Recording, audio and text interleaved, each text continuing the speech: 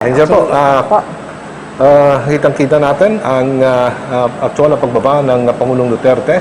Lulan po siya ng isang helicopter.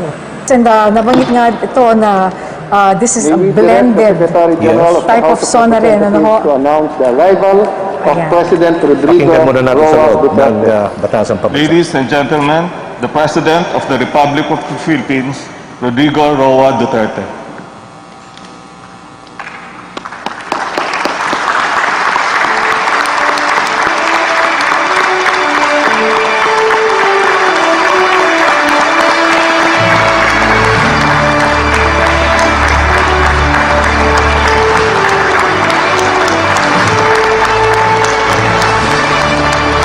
Please rise for the nation's prayer.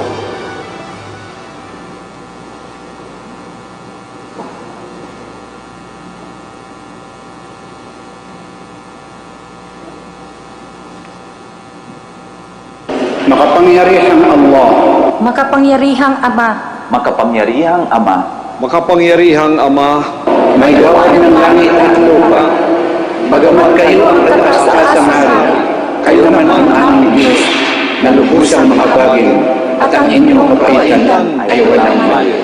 Buong pagpapakumbaba kaming lumalapit at humihingi ng inyong kapatawaran sa aming mga pagkakasala sa isa't isa, sa aming pagwawalang bahala, sa kalikasan at sa iba pa ninyong mga nilikha. Hilumin ninyo kami, ang aming mga karagatan at mga kagubatan, marapatin ng muling maging daliwan ng inyong mga biyaya.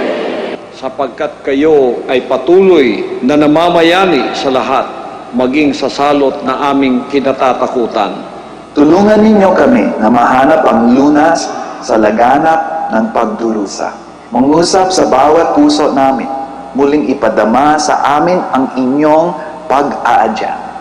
Patatagin ninyo ang mga kumakalinga sa mga may sakit, ang mga patuloy na nangangailangan sa amin, gantipalaan at pagpalain ang mga tumutulong sa nangangailangan, nang sila ay patuloy na tumatalima sa inyong pahiwatig. Itinatalaga namin sa inyong patnubay ang aming Pangulo. Mga namumuno sa pamahalaan at pribadong sektor, Pagbuklo rin kami sa pagharap sa mga hamong darating. Nang may pag-asa at katatagan ng pananampalataya. sa dulot ninyong laya at tagumpay. Sapagkat kayo ang aming dakila at kamanang Panginoon, at ang inyong kaharian ay walang hanggan. Ipinagkatiwala sa inyo ang aming bayan, sa inyong pagmamahal, hinihiling ang aming kaligtasan. Siya nawa. Please remain standing for the singing of the Philippine National Anthem.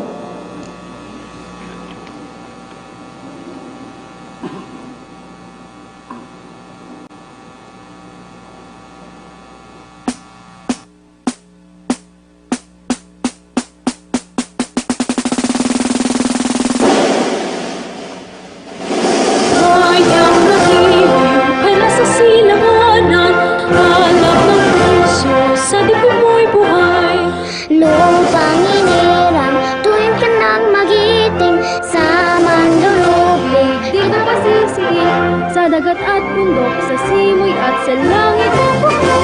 May dilagang tula at awit sa pagdaya minamahal. Ang kisap ng watawat mo'y tagumpay na nagniningning. Ang bituin at araw niyang kalan, pag may di magdidilim. Lupa na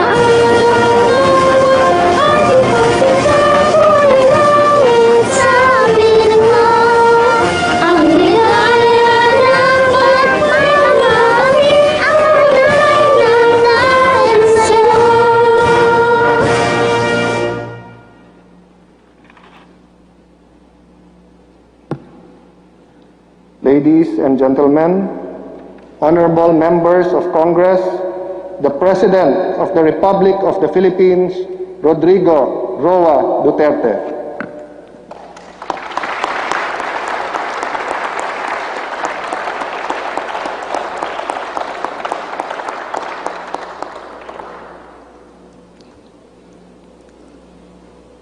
Kindly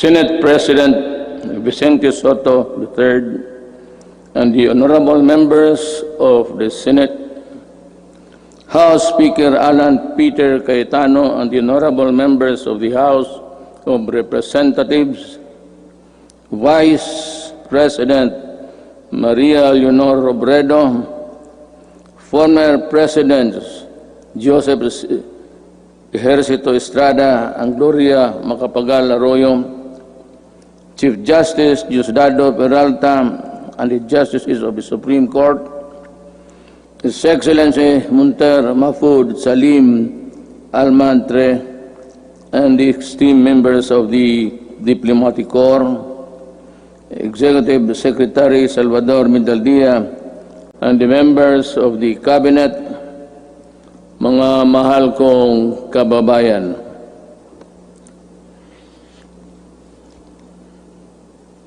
We live in a troubled time. A dream of prosperity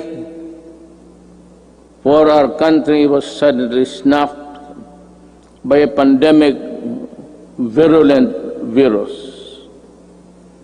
No nation was spared. Neither rich nor poor were exempt from the onslaught of this deadly disease. But let us not despair. The vaccine is around the corner. Sooner and not later, the virus that gobbled up thousands of lives will itself be laid to rest. In the meantime, let us express the nation's gratitude to those who courageously and willingly put their lives on the line to serve the people and country. We share the griefs of their families, and no amount of tears can compensate their great losses. My countrymen, it is sad that while government focuses its attention resources to battle the coronavirus, there are those who take advantage of a preoccupied government. One of them is Senator Frank Drilon. In an interview, he arrogantly mentioned, among others, that oligarchs need not be rich. Then he linked the anti-dynasty system with oligarchy, and the topic was my daughter and son. This happened after the Committee of Franchise voted 70-11 to deny the grant of franchise to ABS-CBN. Obviously, he was defending the Lopezes, that they are not oligarchs. Great wealth enable economic elites and corporations to influence public policy to their advantage. Media is a powerful tool in the hands of oligarchs like the Lopezes, who use their media outlets in their battles with political figures. I am a casualty of the Lopezes during the 2016 election. The dealers and purveyors of illegal drugs, hiding in the shadow of COVID-19, have stepped up their activities. The amount of shabu valued at millions of pesos seized during police operations speak volumes of the enormity and the weight of the problem that we bear. The corrupt, the grafters, and the influence peddlers also take advantage of their fear and confusion that coronavirus generates the financial and material assistance of government to the unemployed, the sick, and the destitute, running into billions of pesos, are not spared from corruption and ineptitude. Even the donations for well-meaning private persons are schemed before reaching their intended beneficiaries. It is like snatching food from the mouths of the babes. The profiteers, overpricers, and the corrupt felons must be laughing while they stash their dirty monies, but not for long. They cannot outrun the long arm of the law. In these regards, the words of former President Ramon Magsaysay ring fresh and relevant today as the day they were said decades ago. He said, "We need men of integrity and faith like Rizal and Del Pilar, men of action like Bonifacio, men of inflexible patriotism like Mabini. We need their zeal, their self-reliance, and their capacity to work, their devotion to service, and their ability to lose themselves in the common cause of building a nation. If we allow greed and self-interest and ambition to rule us, then, as stated by one prominent physician, we will be left with nothing better than the lesser evil instead of the greater good."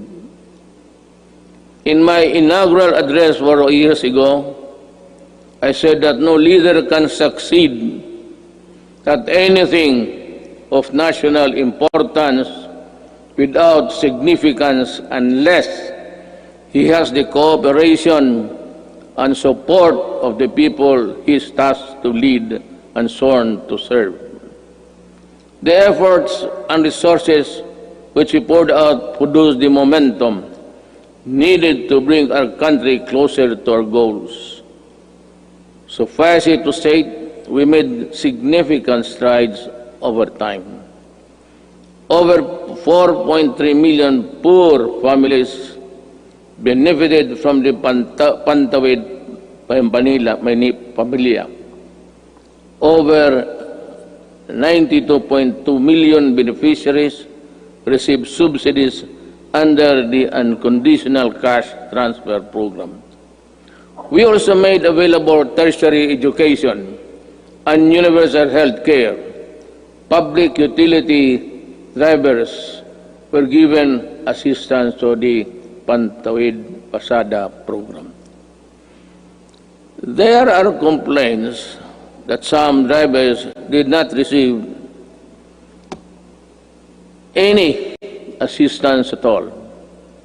I have directed the SWD and DILG to look into this. I welcome the passage of the law postponing the barangay and sangguniang kabataan elections. The postponement saved much needed government funds and ensured the implementation of projects under the current barangay officials. In the hindsight, it also saved us from holding the polls while we dealt and continued to deal with the pandemic. The Malasakit Centers Act has proven to be a great help to our less fortunate citizens needing medical services through one-stop platform in government hospitals. We commend the initiative and work of Senator Bongo in this regard, as well as other significant pieces of legislation as of today. There are 75 Malasakit centers serving Filipinos all over the country. These centers will be of great help in ensuring that our people remain healthy and resilient during these challenging times. The Salary and Standardization Law of 2019 increases the salaries of civilian government workers. I hope that this law will inspire our government workers to perform better and encourage young, brilliant citizens to join public service. I appreciate the law of establishing the National Academy of Sports. We can now give our deserving student athletes the training and the support they need to excel in their chosen field of endeavors. With the commitment of key members of Congress, the Executive Department, the FISGOC, or the Philippine Sports Commission, and the Philippine Olympic Committee, we're bound together with one vision to host the 30th Southeast Asian Games. Our athletes prevailed. More than that, we fostered pride, patriotism, genuine sportsmanship, and camaraderie in our South Asian brothers and sisters. Indeed, we won as one.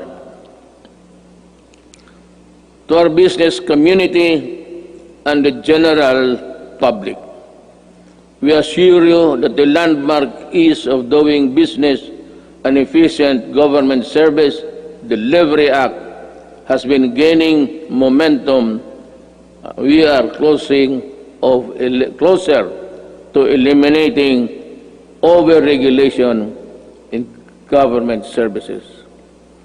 Frontline processes, including consular services, processing of building and business permits, and the services of overseas Filipinos and seafarers were streamlined.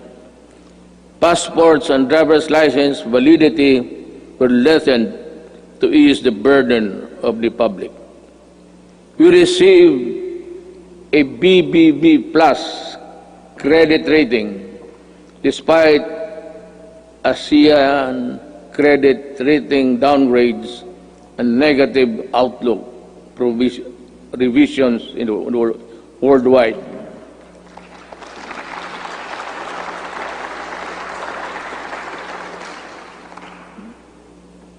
The Japan Credit Rating Agency upgraded us from BBB plus to A minus last month.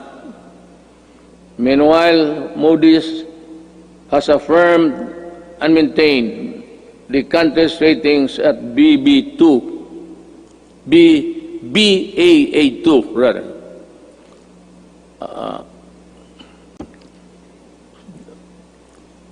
To understand, because of the light, I have mine eyesight is not as good as new. Our fiscal position is strong, our economic fiscal management prudent, and our banking system robust. We are in a better position to weather the crisis caused by COVID-19 global pandemic. We have accomplished significant infrastructure projects under the Build program. I will not dwell lengthily on the nitty-gritty of our infrastructure accomplishments. Now, lest I bore you. Instead, we will release a comprehensive written report of our collective milestones and the details of accomplishments that remind us that perseverance, patience, determination will help us move forward even in the most difficult times. We issued last year the Executive Order number 100, establishing the Diversity and Inclusion Program as national program of the government. We want to end discrimination of persons on the basis of age, disability, ethnicities, sexual orientation, and gender identity and expression, and other character traits. My administration always believed that freedom from illegal drugs, terrorism, corruption, and criminality is itself a human right violation. Part of our efforts to uphold human rights is protection of the rights of children and the right against discrimination. Early last year, I signed Executive Order Number 92, creating the National Council Against Child Labor. Government efforts to protect the rights of children will be amplified to prevent, reduce, and eliminate any form of child labor. Our achievements along this line will have been extolled by an overwhelming number of fellow member states in the UN Human Rights Council during its recently held 44th session last June. Rest assured that we will not dodge our obligation to fight for human rights. My countrymen, there are lessons to be learned from the coronavirus pandemic. It jolted us to realize that gains made after spending so much planning, effort, cost, and time could diminish considerably and quickly for reasons beyond one's anticipation. That it is much easier to destroy than build. That in a crisis of national proportion that affects every aspect of human life, government needs to have the support and cooperation of the people if it is to succeed in battling the cause of that crisis. That there are people who ask for compassion but show none themselves. That life, after all, is fickle, like the weather. The gains we achieved for the first 3.5 years were put to a test when the pandemic suddenly struck the global community. While I am aware that the road towards a comfortable life would all be far easy if the pandemic had not occurred, and around the rest of the world we suffered.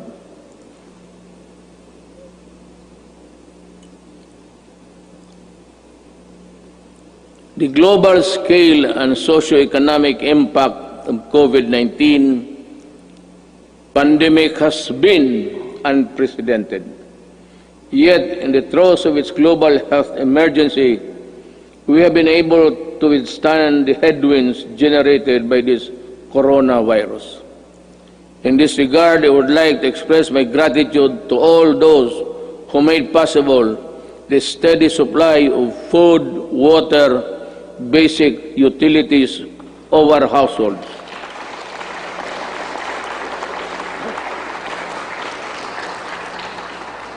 And the provisions of basic social services and financial assistance to our people. Our profound gratitude goes to everyone who helped keep our country's food supply chain running. The valiant soldiers, policemen, and security guards who kept peace and order in our community. The dedicated personnel who kept our essential establishment operational. You showed us kindness and selflessness. You gave us strength. You risked your own lives to serve the greater good in keeping the Filipino spirit of bayanihan.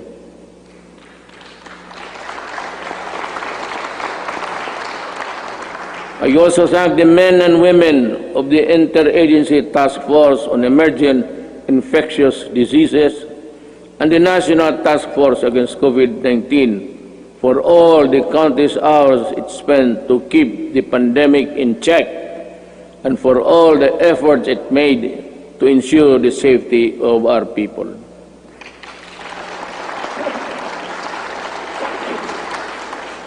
Let me also recognize the efforts of the local government units that step up and initiated their own response measures to contain effects of COVID-19 and its impact to their constituents have been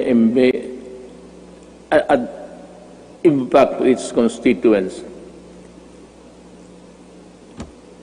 The shadow says it's a period there. I know exactly the difficulties you are undergoing. I pray that the officials of each LGU in our country, from the barangay to the autonomous regions, would set aside partisan politics and selfish interests to do what is right and good for all. Likewise,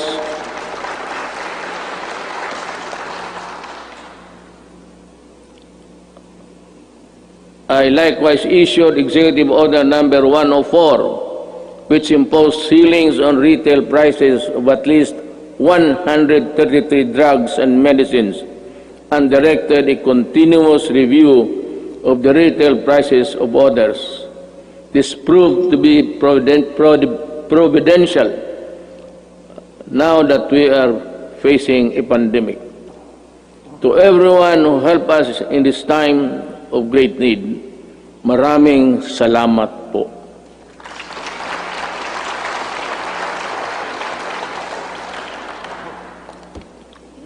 Let me say that the strength of a nation rests in the hands of the people acting as one with government. In the pursuit of common goals and objectives, when the pandemic struck, I decided to prioritize life over other considerations according to experts. The intervention that the government had put in place prevented as much as 1.3 to 3.5 million infections. To me, even if the numbers were much lower, it would still be and would have been worth the sacrifice we made. Buhay muna bago lahat. We initially encountered difficulties ramping up our testing capacity. We now have 93 accredited testing laboratories nationwide, and we are aiming to conduct 1.4 million tests by end of July and ensure a quick turnaround time of 48 to 72 hours. Under the Social Amelioration Program, we allotted 2.5 billion or to 2.5 billion for poor and low-income households who were affected during this pandemic, who thrive on a no work, no pay arrangement. Admittedly, our implementation of the Social Amelioration Program was not perfect, and some opportunists turned crisis into opportunity. We will catch up with you sooner than you think. We came up with the COVID-19 Adjustment Measures Program, extended financial assistance to over 650,000 affected individuals in the formal sector. 110 OFWs abroad and almost 83,000 repatriated OFWs were also provided temporary wage employment to displace marginal workers through the TUPAD project. Our indigent senior citizens were also provided with a stipend for the rest of the semester of the year, current year. This health emergency stretched government's resources to its limits. In response to the Office of the President, worked closely with Congress for the quick passage of the Bayanihan to Heal as One Act. May I again reiterate my thanks to you, the men and women of Congress, for the effort you invested in passing that law.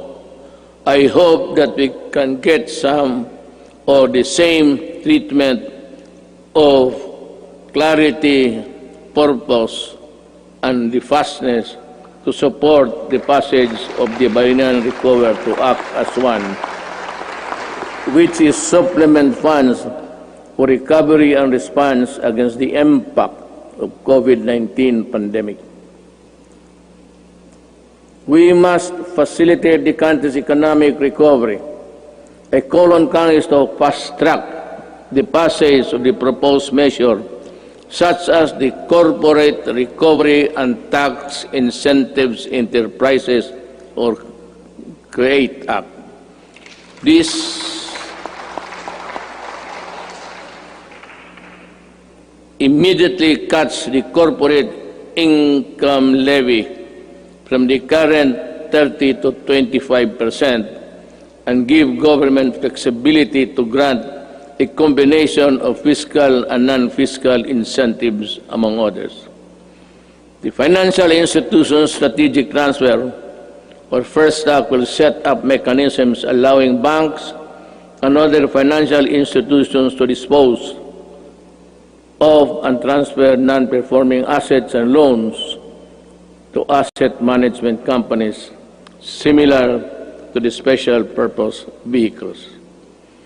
Our economic managers have seen infrastructure investment as an effective tool to help spur high growth, attract investments, create jobs, and achieve financial inclusion for all Filipinos.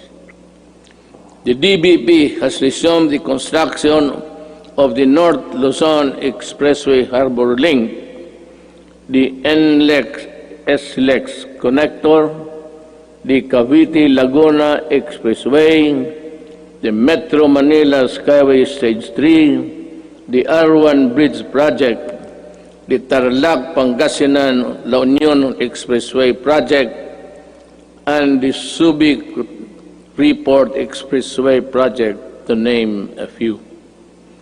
To realize the maximum benefit from the country's investments, the infrastructure projects under the Build, Build, Build program, which are labor and capital intensive, are not mere springboard for the country's swift recovery pandemic. They are economic benefits to be distributed to all corners of the country and push sustainable stability in the urban centers, particularly Manila.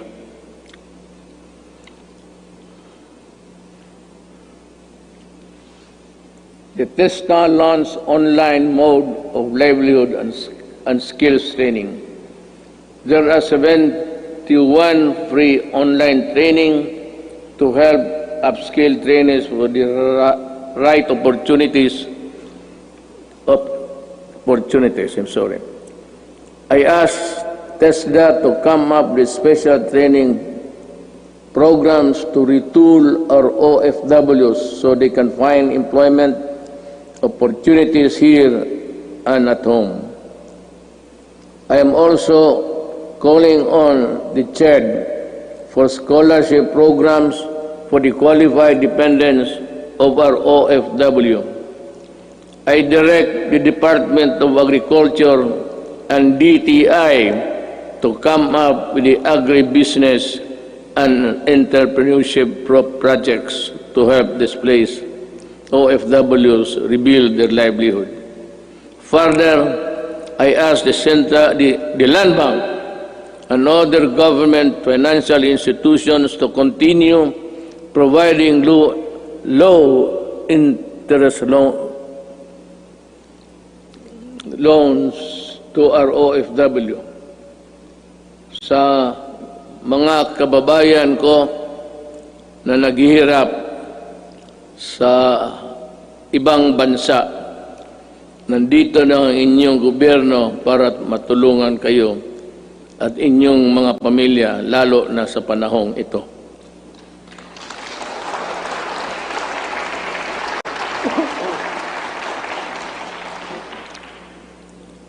The government will intensify its efforts to help businesses, especially micro, small, and medium enterprises, or MSMEs, by providing responsive government assistance and services capitalization and business operation support as we adapt to the next normal. Nananawagan po ako sa ating mga lessors. Nananawagan po ako sa ating mga lessors. Malasakit at bayanihan po ang sana ang ipairalin natin ngayon. This is not the time to drive away laces. During normal times, they were the primary source of your income stream. Now, it's time to be fair and compassionate. Come up with an amenable arrangement with your tenants. Huwag po natin silang pagtabuyan, tanggalin ang tubig, kuryente at bubong. Commercial establishments are requested to give grace periods to allow deferment of payments, especially for MSMEs that were forced to close down during the quarantine period. Let us help them recover.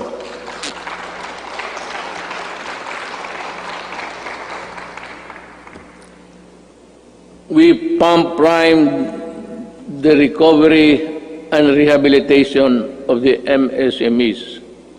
The DTI to the Small Business Corporation set up the Philippine 1 billion COVID assistance to restart enterprises or CARES program to provide zero-interest loans for MSMEs affected by the pandemic as of July 10, 2020. Over 2,600 loans applications worth more than 182.5 million have been approved. We are optimistic that this initiative will help our MSMEs stabilize and recover from their losses. I also enjoin the Bangko Sentral ng Pilipinas and the banks operating in the country to provide regulatory relief for our MSMEs and allow loan payment extension without incurring penalties and charges.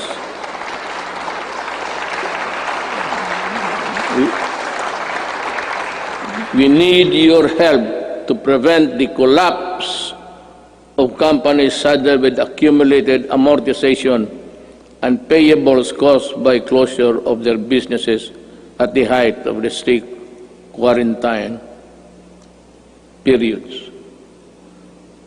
As we embark on this effort towards inclusive recovery, we should acknowledge that all forms of government support will go to naught if the new MSMEs do not thrive because of lack of consumer support. Ito ang panahon para suportahan natin ang ating mga kababayan na nagnegosyo at gumawa ng mga produktong sariling atin.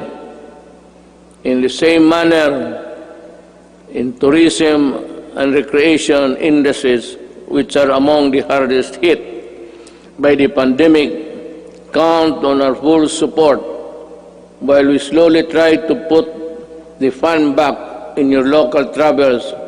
The national government agencies and LGUs must harmonize their policies to boost tourism, ensuring everyone's well-being. We enjoin our people to help boost the economy by traveling locally.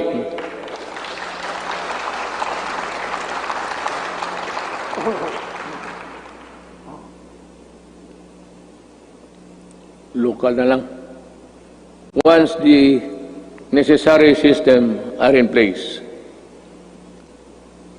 The DOST offers its enterprise technology upgrading program to enable businesses to access training that will help them transition to online and contactless operation. Now more than ever, we need to protect our consumers. I direct the Department of Trade and Industry to ensure the empowerment of Filipinos on consumer rights and coordinate strategies between public and private organizations in building a fair, safe, resilient, and sustainable economy. There are welcome developments for commerce and industry, but major economic activities take place in borderless environment with the meager regulatory controls. They expose consumers to various risks related to security, data, privacy, and misrepresentation. We must patrol the country's cyberspace and enforce online consumer and data protection and privacy laws. We must run after online scammers and those undermining the people's trust on the online transactions. We must continue to protect Filipinos in the normal and remind the world that we are responsible stewards of data. I am committed to protect both physical and digital lives of our law-abiding countrymen.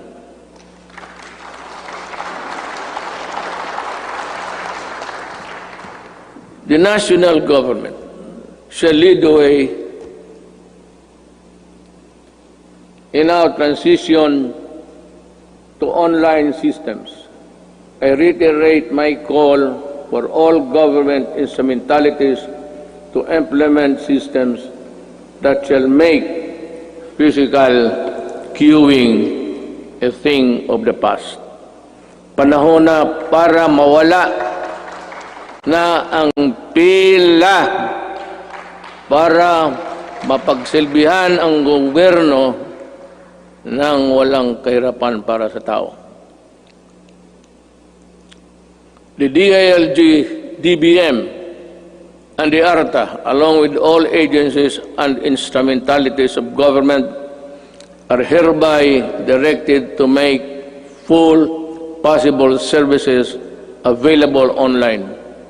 We need to adjust and adapt a paperless type of business and work performance. We need e-governance our people with the services they need and the comfort of their homes in the workplaces. It will enable us bureaucracy to better transition into the new normal and cut red and minimize red red tape. Until the COVID-19 vaccine is available, I will not allow the traditional face-to-face teaching or learning unless the risk of exposure to the sickness are eliminated. I cannot and will not put to rest the health and lives of our students and teachers. About 2 weeks ago, I seem to have said that I would allow the face-to-face classes to resume. But we were talking actually of January, because my thinking is that by September, we would have the vaccine. How to get it from the producers or from other governments is really something which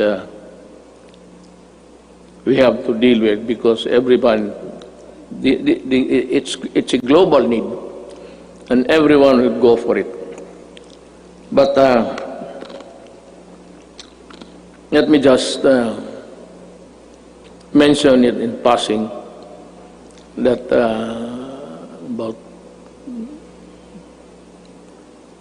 4 days ago, I made a plea to President Xi Jinping that if they have the vaccine, can they allow us to be one of the first, or if it's needed, if we have to buy it, that we will be granted credit so that we can normalize as fast as possible. Life that is lost forever. Courses that are not substantial can be supplemented.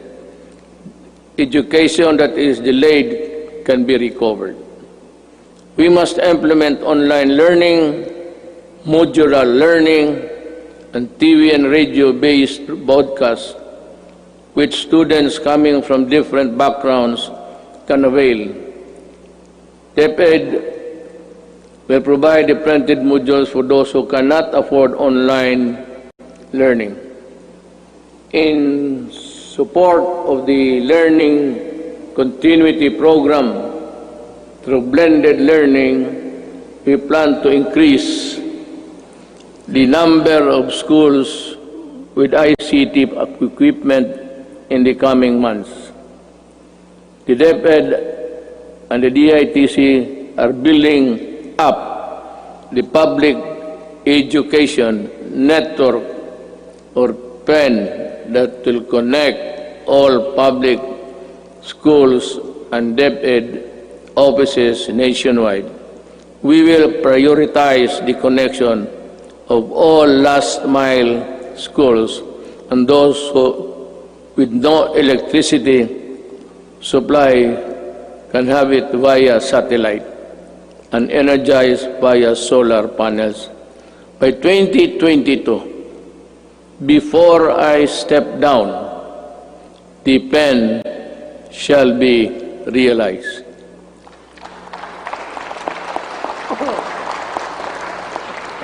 I'm referring to the program. I will do it. TV frequencies reverted back to government for whatever cause or reason shall not be used exclusively to the exclusion of other persons or other dummies to cope up with the demand of the next normal. This will be used to provide uninterrupted quality education to our children in our shift to e-learning. I am directing Secretary Guevara, Secretary de la Peña, and Secretary Onasan, in collaboration with Secretary Briones and Secretary Abisado, together with Secretary Dominguez, to come up with an integrated program and implementation mechanism to ensure that these TV frequencies are fully utilized by government. to the facilities of the PTB4 for the utmost benefit of the Filipino people.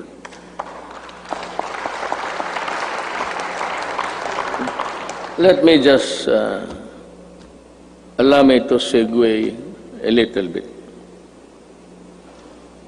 For the remaining 2 years of my term, all that is good that belongs to government, whether it be the airwaves, whether it be the lines, or whatever that is good for the people, will belong to the government, and it should be government who should be given the first option to utilize them. Ang sobra kanila. I call on our communication companies to improve their services lest we be forced to take drastic steps to address the less than deal service that the public is getting from you. Alam mo, sisingit na lang ako dito. I am sometimes you are a government pictured to be weak and incompetent because we cannot really force our mandate. Alam mo itong nagbibigay ng mga public services, you better improve. Huwag naman ninyo kaming pahintayin 10 taon bago kami makakamit ng mga services that the other countries are enjoying. If it's just a question of added capitalization or the infusion of money, go and look for it. Maghanap kayo, because if you are not ready to improve,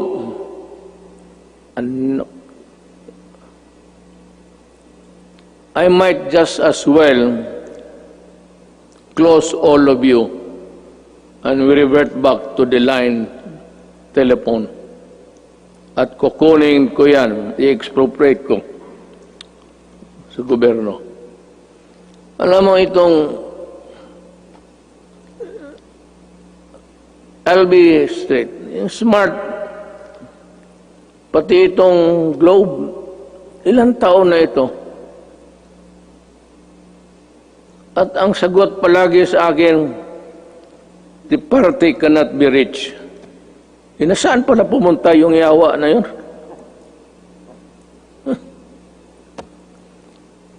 Kung ganun lang naman ibigay niyo sa amin, we are a republic, a sovereign country.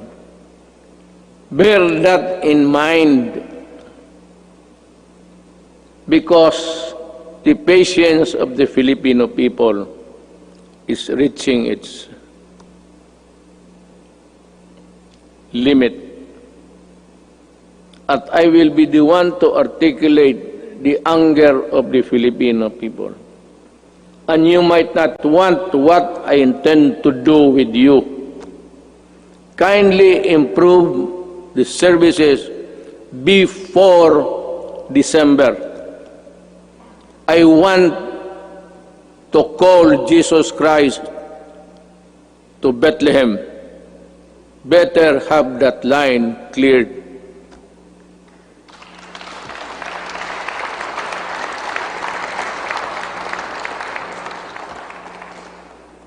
Alam, sa totoo ng ade na po, ano ako sa inyo. I have been a citizen of this country and parang nilalaro lang ninyong, kayong may pera. Puta. May pera kayo, negosyo kayo. Wala kayong pera, putang, umalis kayo dito. You know, you give us half deals, half cook transactions, lousy service. Tapos ang tao nagbabayad. Tell us now if you cannot really improve on it, because I will work by December. I have 2 years. The next 2 years will be spent improving the telecommunications of this country without you. I will find a way.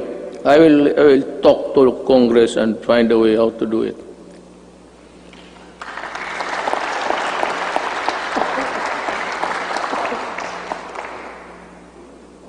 Last year I said that distributing economic business activities is imperative to our country's sustained and equitable growth. Today I reiterate that statement. I issued Administrative Order Number 18, directing concerned agencies to strengthen the development of special economic zones in areas outside Metro Manila. I also issued Executive Order Number 114 to institutionalize the Balik Probinsya Bagong Pag-asa program. This consolidates and refocuses existing economic and social welfare programs, activities and projects toward the countryside. It is also an international agency council headed by Executive Secretary Salvador Medialdia, which will create a framework for the effective implementation of the project. Kung hindi ninyo ako naiintindihan sa sinabasa ko, mas lalo ako.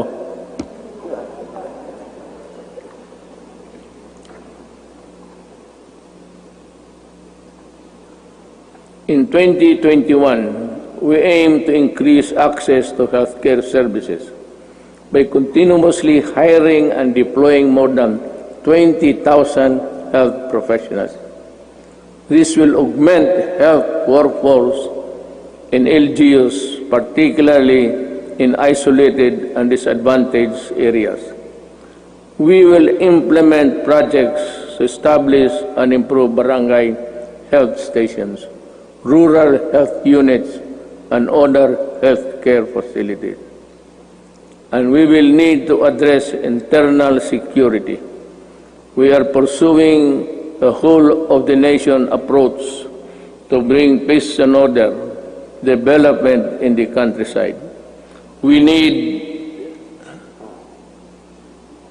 to provide intervention and implement the barangay development program. This will provide cleared and threatened communities.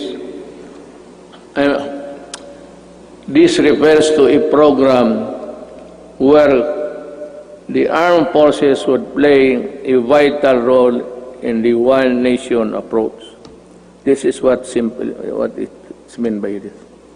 And that every agency of the government, including the armed forces of the Philippines, should participate.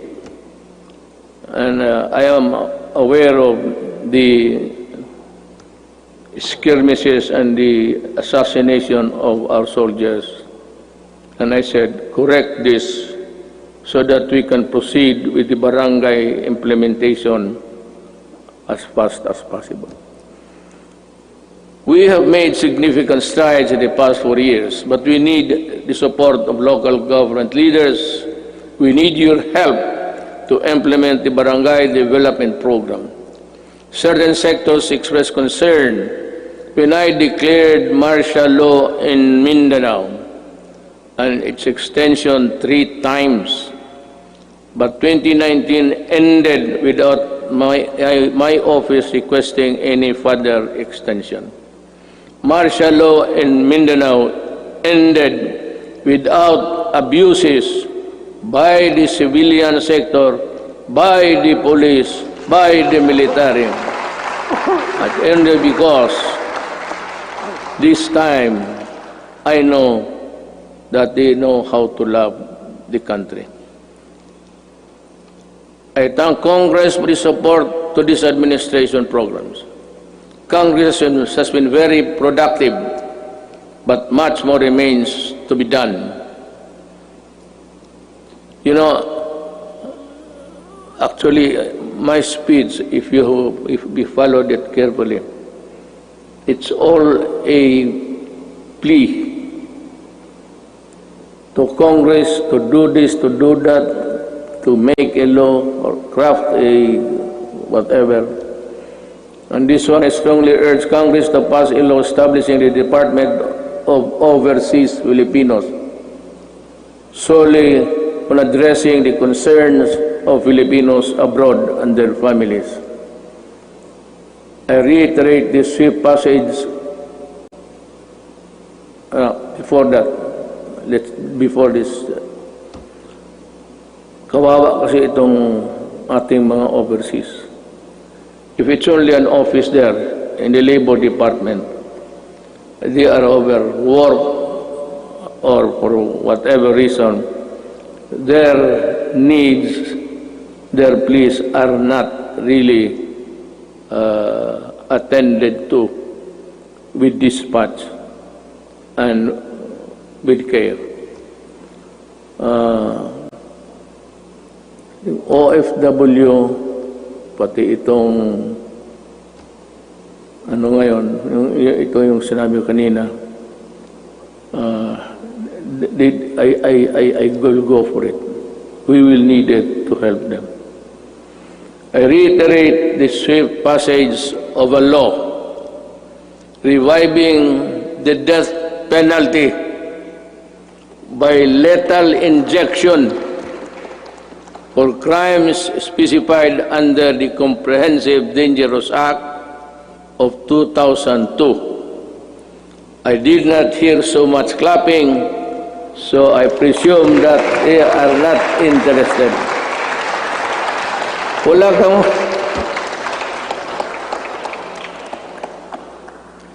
Someday I'll tell you the story of what happened to the Philippines. Hindi ngayon. But when sabihin ko sa inyo ang totoo, bakit nagaganito yung droga ng Pilipinas? Why the drug syndicates continue to operate just like the countries of Colombia, Mexico, and it is being played inside the national penitentiaries. Para tayong talagang binababoy tayo ng malon. Sabihin ko sa inyo. But this is not a time for storytelling. Sona kasi ito. So, dito na.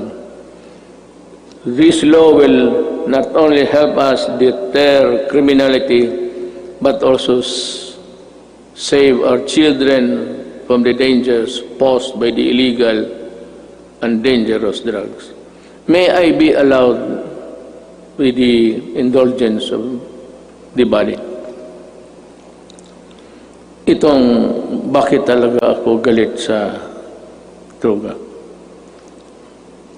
Let us make this a semi-formal speech. Alam mo kasi,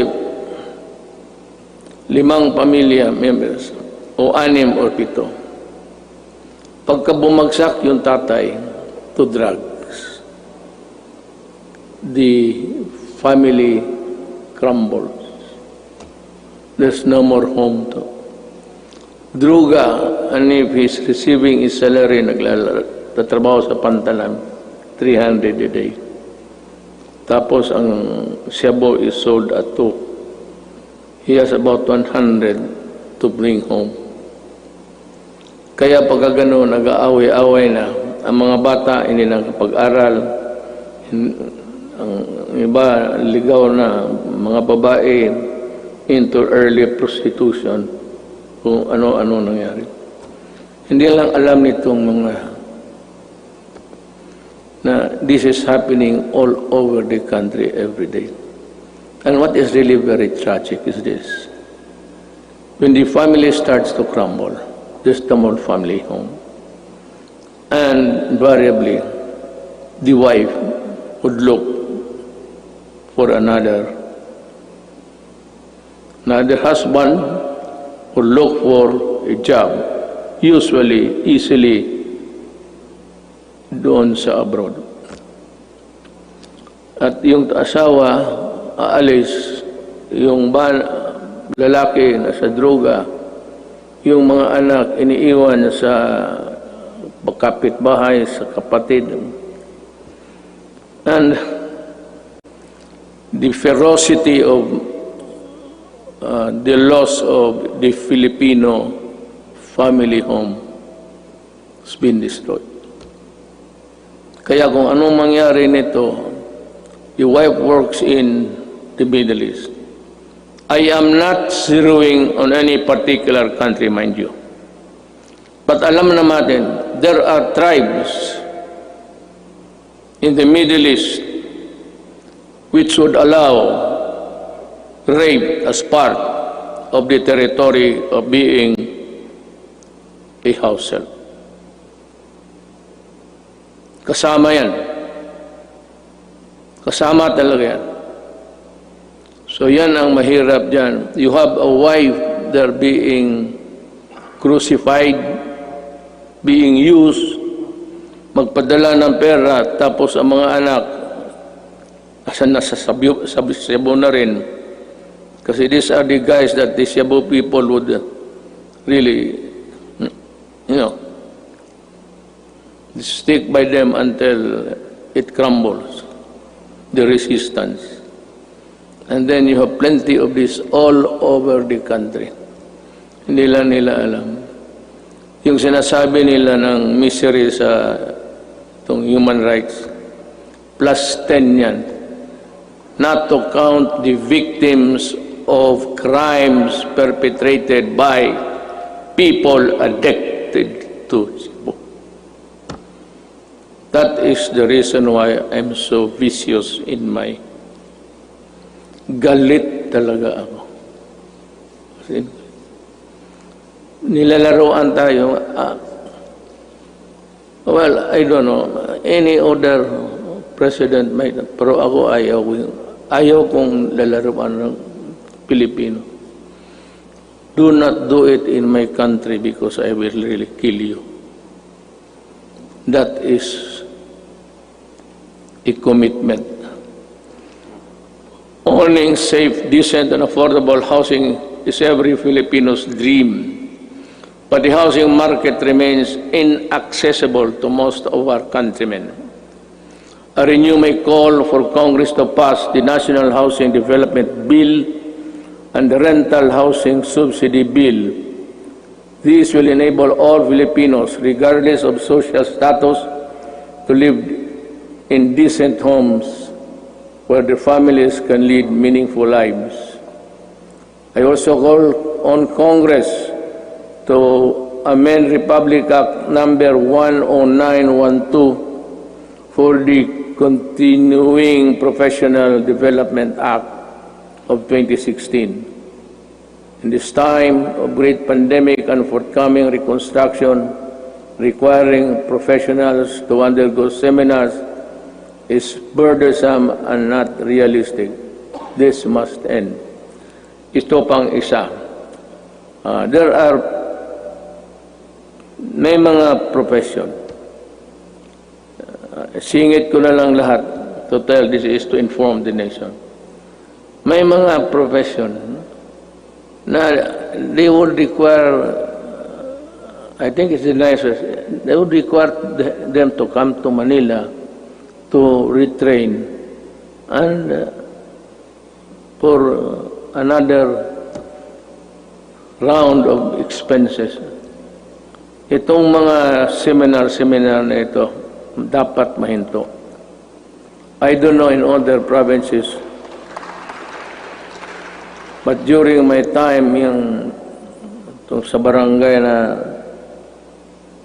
barangay expeditions ng mga opisyal. Hininto ko rin yan. And which reminds me, I will act on this also in due time. We hail our health professionals as heroes. Now is the time to pass the Advanced Nursing, Nursing Education Act and the law instituting the Medical Reserve Corps. COVID-19 will not only be the last pandemic. We need to create National Disease Prevention Management Authority to better respond to future outbreaks.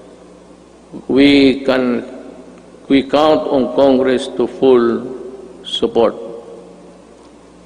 You can just let it remain for a while in the Department of Health kung wala pang pera, but you have to expand the services.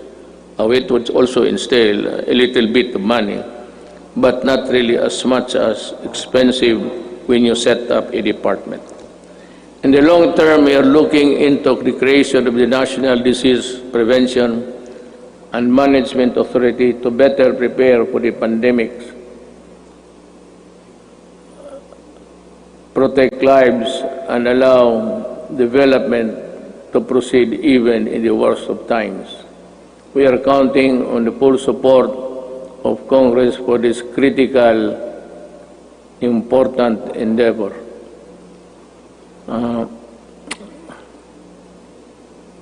I don't know, but I leave it to Congress to really. It's another department. There seems that it could be a multi-layer, redundant thing between the health and the proposed department. I call on Congress to prioritize the passage of a law for the unified system of separation, retirement, and pension, and of the military and uniformed personnel, without, however, diminishing the benefits that our uniformed personnel are entitled to under existing laws. There is a need to adjust the pension system, which will be applicable only to the newly hired uniformed personnel, so as not to cause a ballooning effect against the budget of the military in the years to come, and yet maintain the pension benefits those already in service under the present law. This issue needs a solution now. Umpisa natin ngayon para hindi na maging problema sa sunod na mga taon.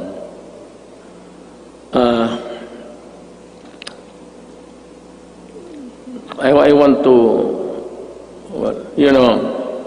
one of the, this is not politicking, I am not running, I cannot run anymore. Yung dinoble ko yung sweldo ng police pati army, it was really a clarion call para for them also to have a decent life, and that they're able to get the things which ordinarily cannot be reached by any government employee. Ang akin doon is yung corruption. That maybe it might be a vain attempt, but maybe dagdagan ng sweldo para it would be a hedge against corruption. We must also modernize the Bureau of Fire Protection and the Bureau of Immigration with urgency. Alam mo, sa Davao, and if you go there, I can show you. One of the serviceable trucks, fire trucks, that we have in the city of Davao. Of course, ang city meron ng sarili aside from the Bureau of Fire, which is really national. Meron yung Bureau of Fire, would you believe it, serviceable still. Ang pangalan ng truck is Studebaker. Ang katawan, ang talagang matatag ang katawan. Kaya ang makina isusok. Pero okay pa rin. It can put out. But, totoo. This is how this Bureau of Fire issue medyo na overlook natin ng matagal. I emphasize the creation of the Department of Disaster Resilience and our people's safety, which cannot be delegated to any council or commission. Equally important is the establishment of evacuation center in every city, province, municipality throughout the country. We must act before another major disaster shakes into action. Problem is disaster and even a fire. This cannot be made a study for projection when the earthquake would suddenly come and make a big crack there. Di natin alam talaga. Ang ibig kong sabihin, this will require more than just one brain work kung paano talaga itong how to prevent or avoid disaster. It would be, by the way, just before starting, I was tempted to say it, pero baka magtindigan kayo. It will be all right for me if Bongo will just stay. Wala akong problema. Kasi sabi ko na this piece of speech of mine would be one of the longest sonas that I will deliver. Nakita ko yung page pagbigay sa akin, yung ibang input akin, pati yung iba lahat. Ang nangyari po, binalik ko sa kanila. Make it short. Pagbalik sa akin, mas makapal na. Ako, putang yan. Nandyan na ngayon. Ito na ngayon. The responsible extraction and equitable distribution of natural resources remain among my non-negotiables. I reiterate the need for the passage of the National Land Use Act, which has been pending for decades. Pakisilip lang ho ninyo yan. For the rest of my term, I hope to see concerted efforts in protecting the environment. The rehabilitation of Boracay Island showcased our resolve to safeguard the environment.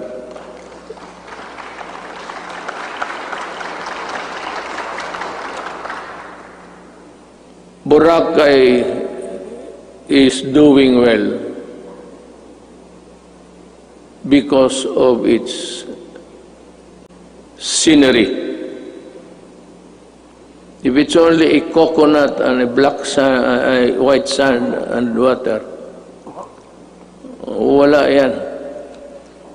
Pero you add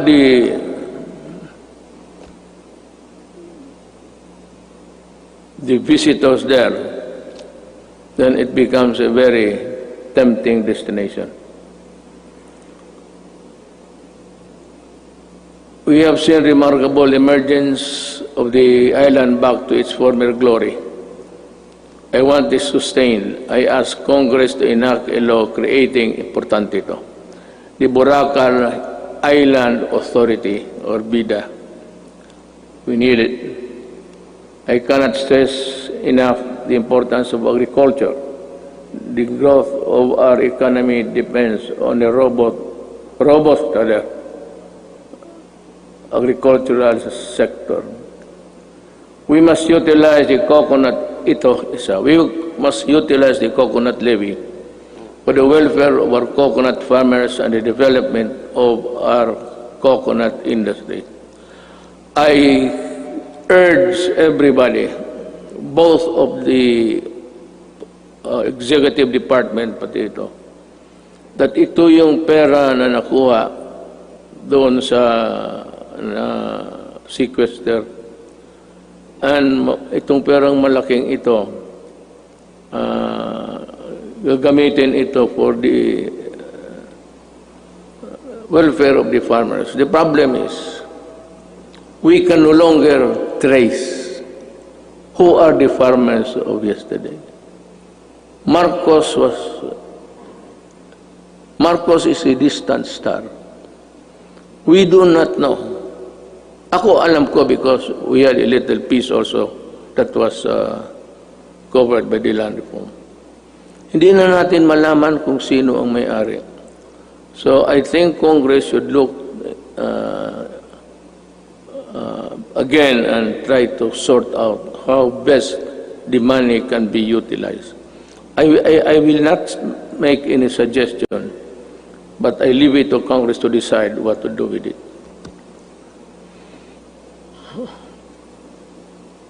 I once again urge both houses of Congress to pass a version of the bill establishing the Coconut Farmers Trust Fund. Tulungan natin ang ating mga magsasaka pagka hindi mawawala yung pera, bilyon yan. Diyos ko po. Well, anyway, we have learned so many lessons along the way.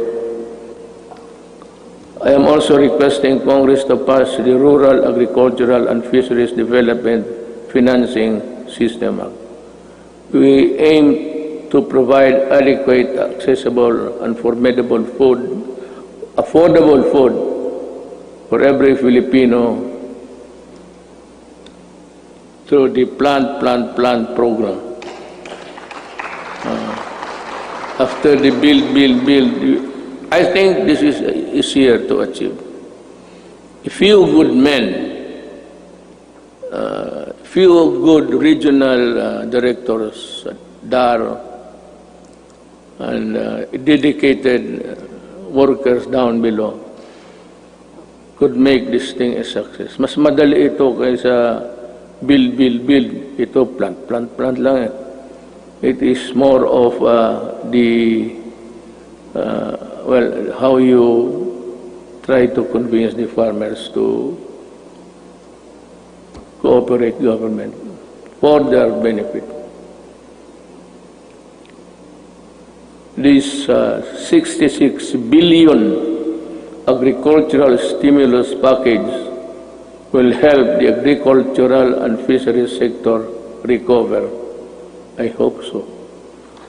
We need to build trust and confidence in online transactions, stronger protection on online consumers, and enabling measures for online business needed through the enactment of an Internet Transaction Act. This is very good. I thus direct the Department of Trade and Industry and other relevant agencies to work on it closely with Congress, ensuring that the provisions of the proposed bill are responsive to the needs of the consumers while promoting the growth of e-commerce in the country.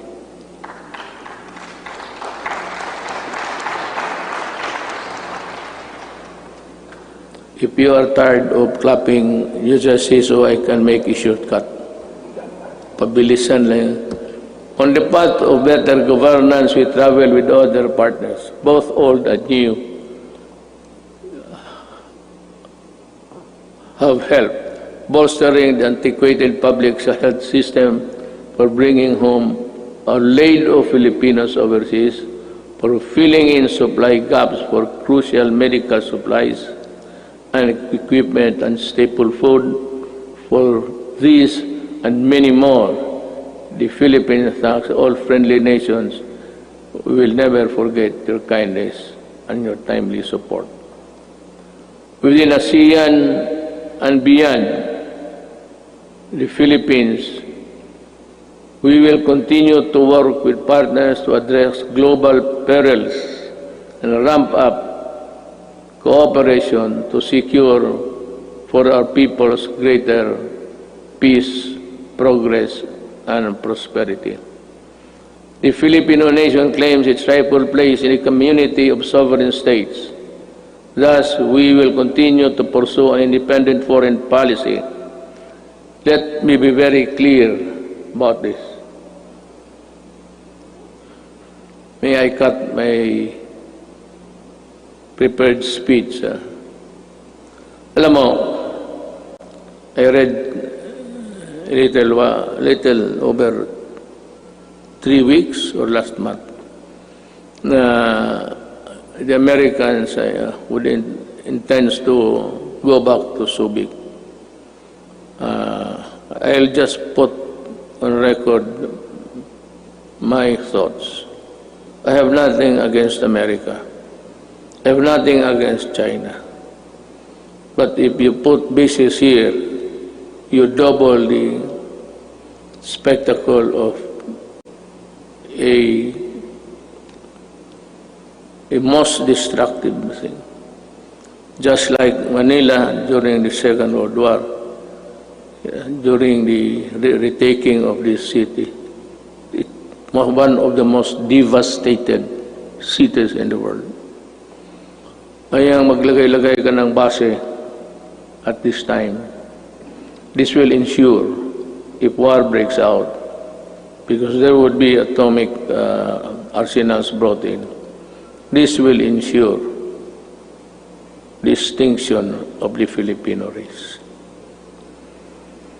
We work without fail to protect our rights in the South China Sea, neither beholden nor a pawn to anyone. We broaden the boundaries of Philippine diplomacy. We build productive ties with everyone willing to engage us on the basis of equality and mutual respect. And we redefined our relationships with our most important partners, placing the country in a far better position to advance our interests in an evolving regional order and emerging global problems. Now,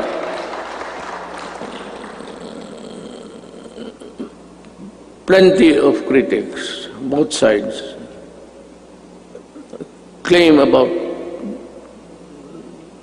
nothing has been done to retake forcefully or physically the South China Sea.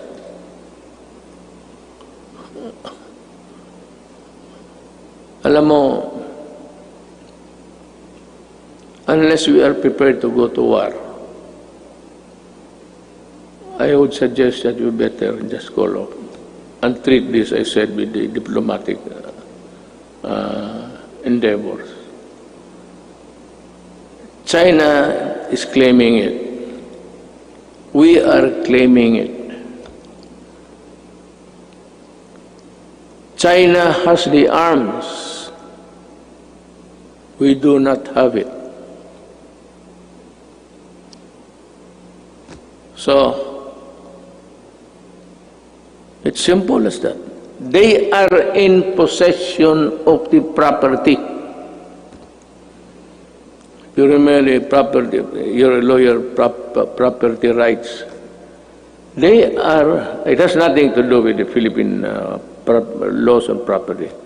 But it's akin to, they are in possession. So what can we do? We have to go to war. And I cannot afford it.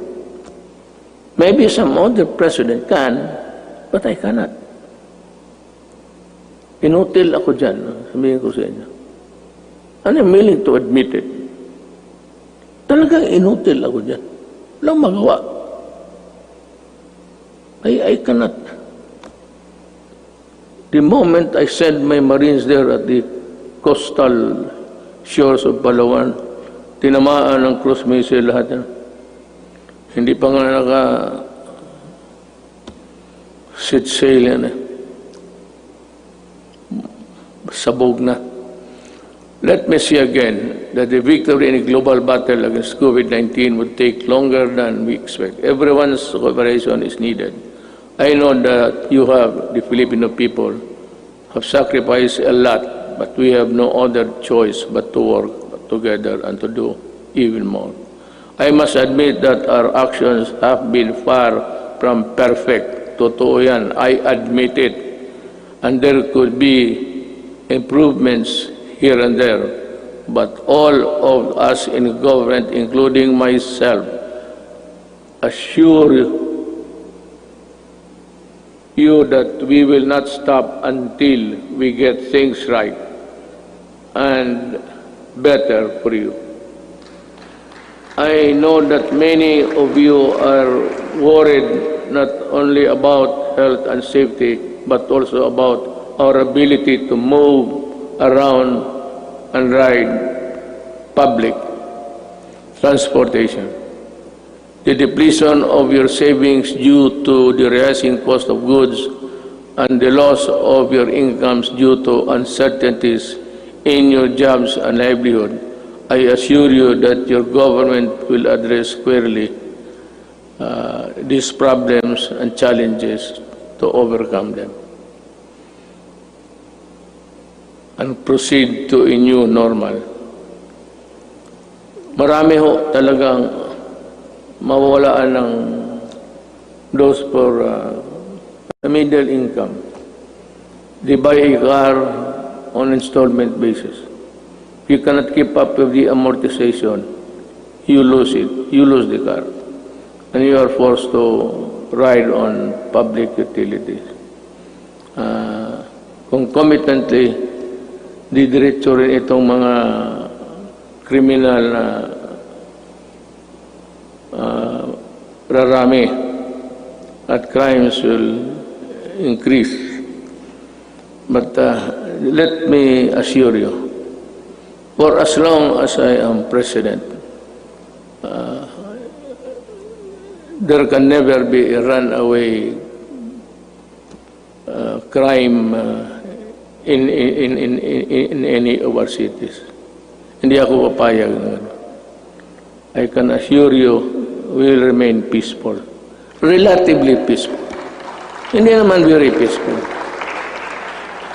Pero kung sabihin mo na kagaya ng hold up dito, hold up, alam naman nila kung anong mangyari. You know what will happen to you. I am addressing myself to the criminals. You commit hold-ups, you commit rape, you commit all sorts of things, and you harm the public, then kaaway mo na ako. Pag bumalik kayo sa dati, kagaya noon, patong-patong na naman ang patay dito. Sigurado, hahanapin ko kayo. Do not ever go back to your old ways. Maghanap na lang kayo ng anong trabaho dyan. Magtiis kayo.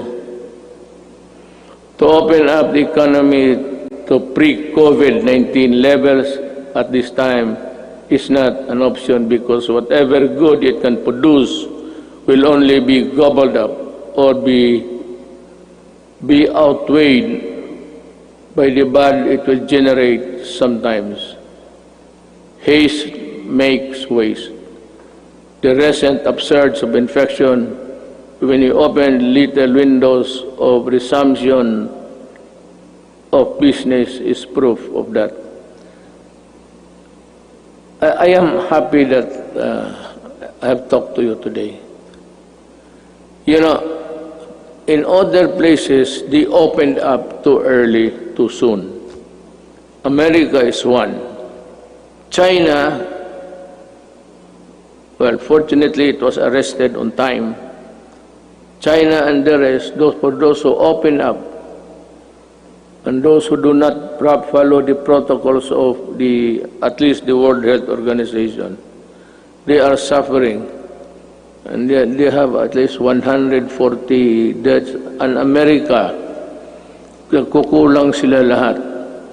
No nation on earth was really prepared for COVID. No amount of preparation, because that kind of microbes visits about once every 100 years. Wala man yung mga tatay natin, what they suffered was Second World War. But tayo, we are not ready, and therefore we will not gamble with the lives and health of the people. Certainly no one would want to end up in the negative side of the equation. Not me, not us.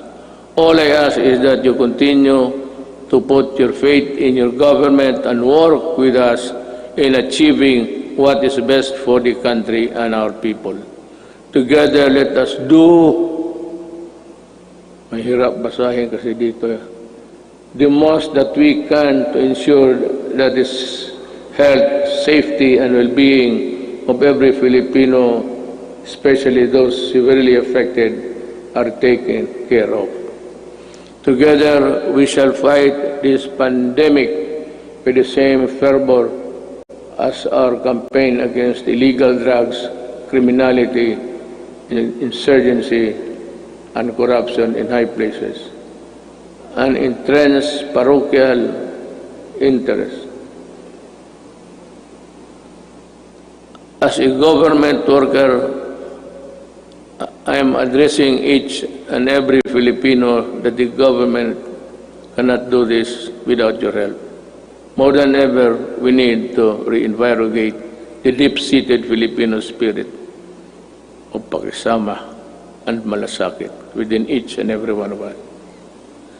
We are being tested as a people and as a nation.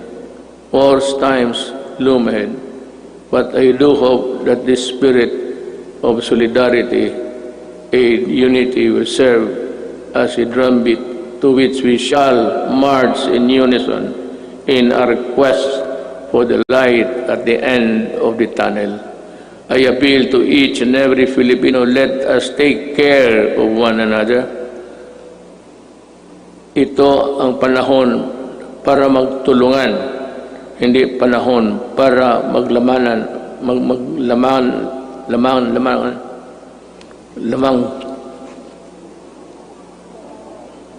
mamang dila ko.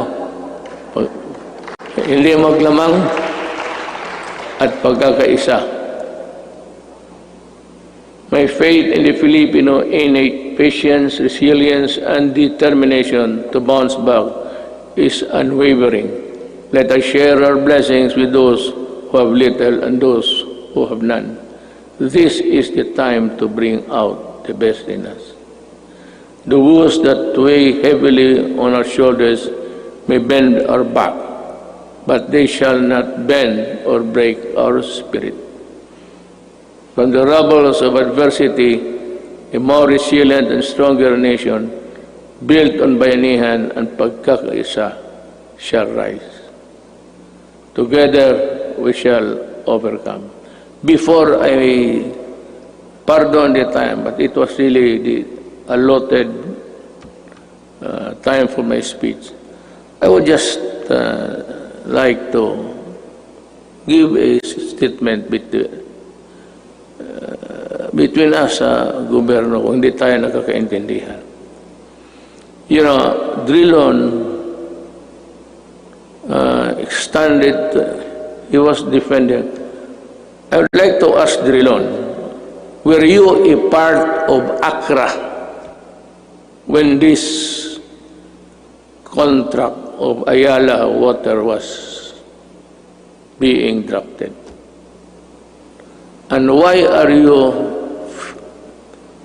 fumigating? Bakit kasi ikaw lang ang galit? Nasabi mo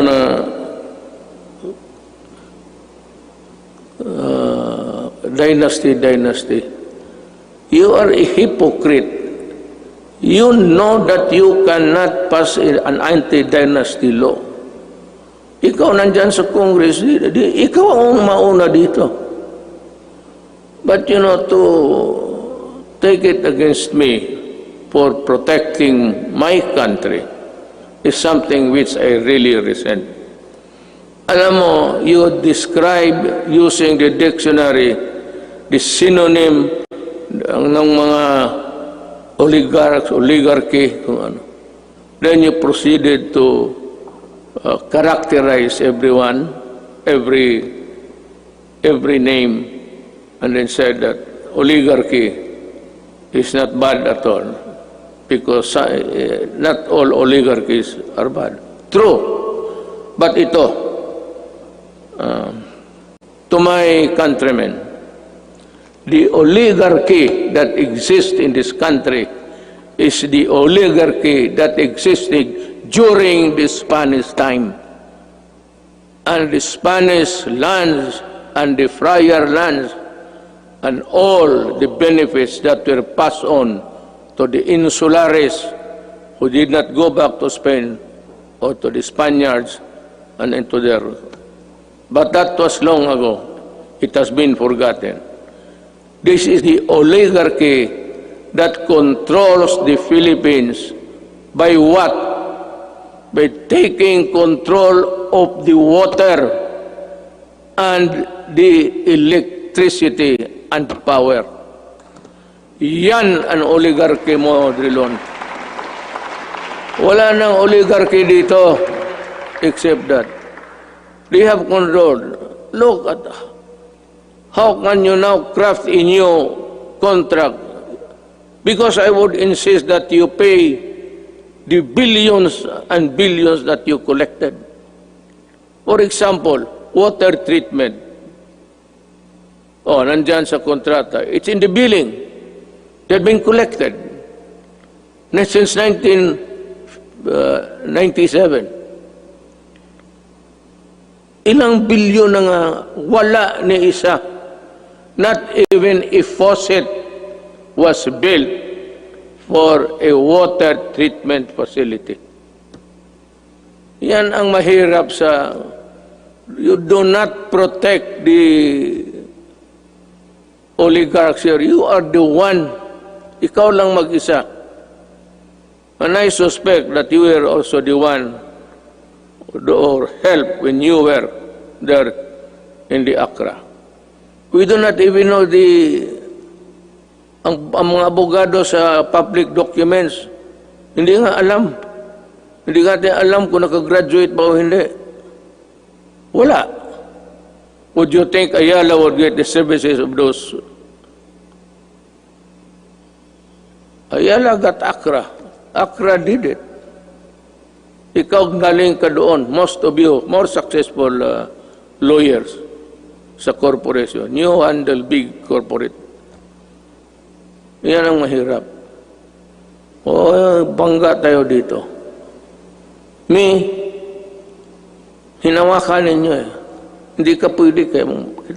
Kita mo, noong nag-increase, walang tubig, pinuputol yung tubig. Ang tao, bumigay kasi hindi pwede yung tayo di maligo. Hindi uminom. Electricity, ayaw mo mag-increase. O ayan, wala ka. Palaging brown out lahat.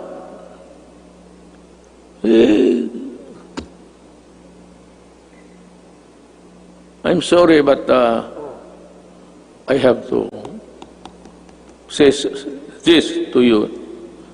I do not like it. It's not the time for it. But since it is the time for the Sona, for people to know and people to really get the facts, then, and the right of the people to be heard.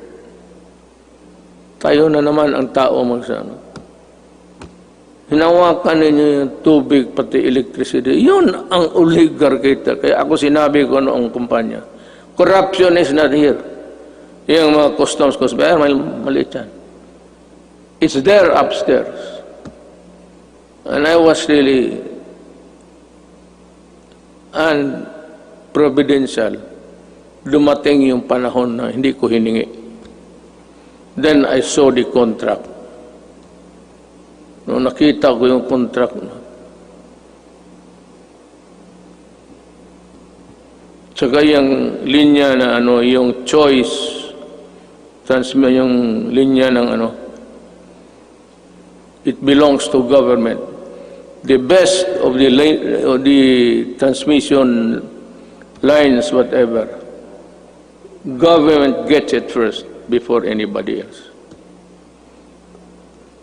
Thank you. I am true.